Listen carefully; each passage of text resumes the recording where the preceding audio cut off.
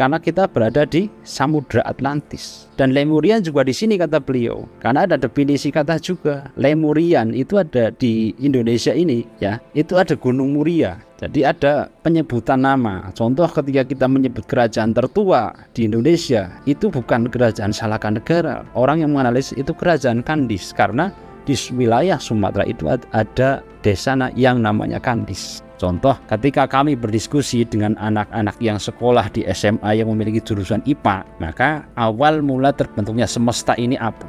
Maka mereka akan menjawab, awal mulanya adalah masih memakai hukum kekekalan energi. Itu yang bagi orang timur, bagi kami itu kurang masuk akal, karena energi itu mungkin bisa jadi dihasilkan oleh benturan, oleh getaran, atau oleh sentuhan, oleh pukulan dan lain-lain. Itu energi. Maka dari itu harus dicari sumber yang sebetulnya. Mana mungkin energi itu ada tanpa adanya sesuatu di belakangnya atau satu penyebabnya. Maka ya hari ini mungkin sudah ada ilmuwan barat sendiri yang membahas tentang semesta ini terjadi bukan karena kekekalan energi itu, tapi ada satu penyebab lain. Nah, inilah yang mungkin menjadi banyak satu perbedaan pendapat, karena pakem sejarah kita dengan sejarah Eropa itu beda. Mereka lebih mengandalkan logika, tapi kita lebih ke intuisi. Misal dalam hal filsafat pun demikian ya, bahkan filsafat besar yang kita kenal Hujjatul Islam Imam Ghazali pernah menulis dalam bukunya, yaitu Tahafatul Falasifah dan Maqasidul Falasifah,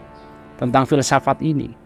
Karena filsafat timur itu berbeda, dan intuisi inilah yang harus digali dalam diri kita masing-masing. Makanya teori-teori Eropa, teori-teori barat yang mungkin berbeda dengan teori-teori timur, ya karena memang memiliki latar belakang keilmuan yang berbeda. Maka dari itu, menurut pendapat kami ya, tim Bagusnya channel ini ya, semuanya kembali kepada masing-masing. Tapi kita sebagai orang timur ya, kita harus menjunjung tinggi budaya timur. Keberadaan kerajaan di Nusantara yang menguasai satu wilayah yang dulu Majapahit itu menguasai wilayah besar di dunia ini, di situ jelas peradabannya maju. Dan ini tidak mungkin kerajaan sebesar ini memiliki mungkin persenjataan atau senjata atau pasukan yang kurang maju atau kurang hebat. Ya pasti mereka punya sesuatu yang hebat, baik dari senjatanya atau orang-orangnya.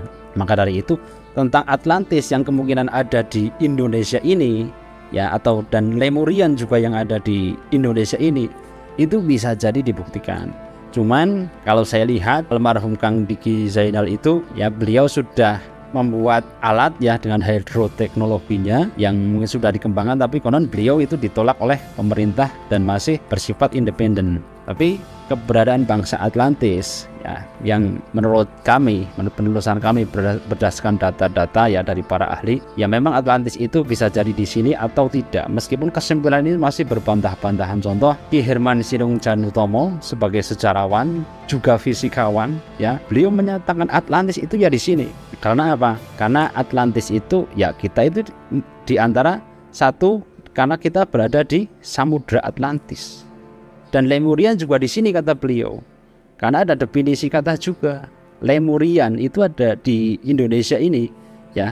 Itu ada Gunung Muria. Jadi ada penyebutan nama. Contoh ketika kita menyebut kerajaan tertua di Indonesia, itu bukan kerajaan Salakanegara, tapi mungkin orang yang menganalisis itu kerajaan Kandis, karena di wilayah Sumatera itu ada desa yang namanya Kandis. Untuk lebih lanjutnya ya, kita harus merujuk kepada dua teori antara teori barat dan teori timur, kita satukan, kemudian baru kita menyimpulkan berdasarkan data ilmiah dan pendapat para ahli tentang keberadaan Atlantis ini. Dan di Indonesia ini juga yang mengaitkan Atlantis itu ya memang di Indonesia, dengan dibuktikannya adanya kota yang diyakini ada di Palu yang sangat maju. Misalkan di Palu itu ada kota Yuwentira, kota gaib yang tidak kasat mata, tapi ada. Karena menurut cerita penduduk setempat, dulu sewaktu ada pesawat melintas di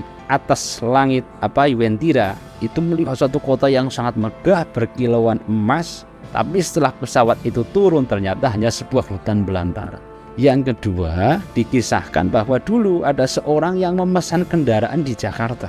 Telah diantarkan ke sana di Palu, ternyata pengantar itu atau si kurir itu melihat di situ tidak ada apa-apa, dan itu hanya sebuah hutan belantara. Makanya keberadaan Atlantis yang disimpulkan di Indonesia itu menurut orang-orang timur itu ya tidak bisa diteliti hanya dengan data logis saja, tapi harus dengan penelitian kami yang menggunakan metode spiritual juga. Itu menurut orang-orang timur. Maka dari itu kita sebagai orang timur ya kita junjung tinggi budaya kita, meskipun budaya timur ini tidak bisa masuk ke kurikulum kita hari ini atau di sekolah-sekolah, karena di sekolah ini anak-anak diajarkan logika semua, tidak diajari intuisi, apalagi diajari metafisik ya. Kita hanya diajari fisika tapi kita tidak diajari metafisik. Karena apa? Berdasarkan fakta-faktanya bahwa di Indonesia juga dulu ada satu peradaban yang pernah tenggelam, dan banyak sekali situs-situs yang ditemukan bekas-bekas peradaban zaman dulu yang ada di laut dan juga yang di darat. Yang baru-baru ini yang cukup fenomenal yaitu Gunung Padang yang ada di Cianjur ini. Gunung Padang itu bukan buatan alam tapi buatan manusia. Berarti teknologi kita memang sudah sangat maju sekali. Pelajaran dari nenek moyang kita, entah itu benar Atlantis atau Lemurian di sini atau tidak, ya intinya dulu ada satu peradaban maju yang seharusnya patut kita tiru peradabannya. Dan kita sebagai bangsa yang besar, kita sebagai negara yang besar, kita adalah negeri patirtan terbesar di dunia, ya kita harus mampu berpikir untuk memajukan negara ini supaya kedepannya lebih baik lagi. Dan cukup sekian dari kami. Terima kasih. Assalamualaikum warahmatullahi wabarakatuh.